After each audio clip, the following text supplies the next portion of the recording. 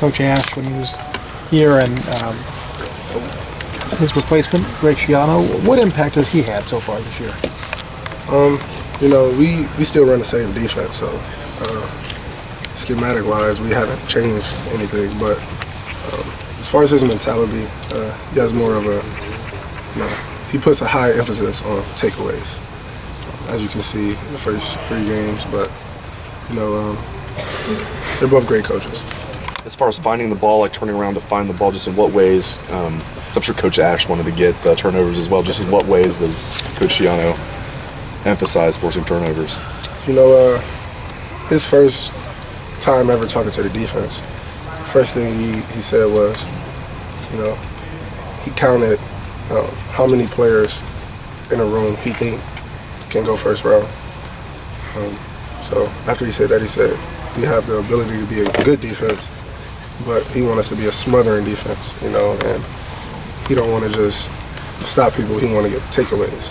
And that was the first thing he said to the defense. And at this point in the season, that's what we've been doing, but we're nowhere near where we need to be. Chris, is it a discussion to not only get those takeaways, but then convert them directly to points? Is that do you guys talk about that part of the equation as well? Yeah, we're never satisfied with just getting a sack or getting a sack fumble or getting an interception. The goal is, once we make the play, to make it an even better play, go score, So that is an emphasis, but at the end of the day, we still have to play.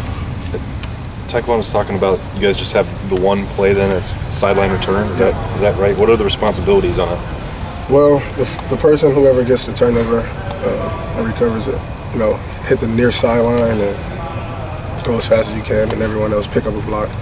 If it's an interception, block the intended receiver first, and just go from there. I mean, most plays you called before, but this one is kind of on the fly. Like, how does that work? Like, do you have to yell out to other teammates, hey, we're in sideline return? No, big thing of the defense and football in general is just awareness. So we never play to stop. We always play through the whistle. So everyone on the defense should be playing through the play. So once we see it, then everyone just react to go play. 9 games in a row now, Big Ten football with the bye week over. How does Big Ten change anything mentality-wise for you guys? What does it mean, I guess, to be starting Big Ten? Well, Big Ten, that's the real deal. There's a lot of good teams in the Big Ten right now. One of the strongest conferences, if not the strongest conference as of right now. We got a lot of good teams to play, so it's going to be a long journey. Chris, did Coach Ash make you personally a better tackler? I mean, with that change you guys made, to the rugby style and things like that, how did it specifically help you as a tackler? This the greatest way of tackling in the game of football today.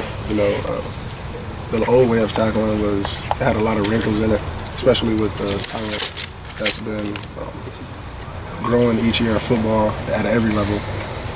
So yeah, it helped me, but it helped not just me. It helped everyone that's come through this.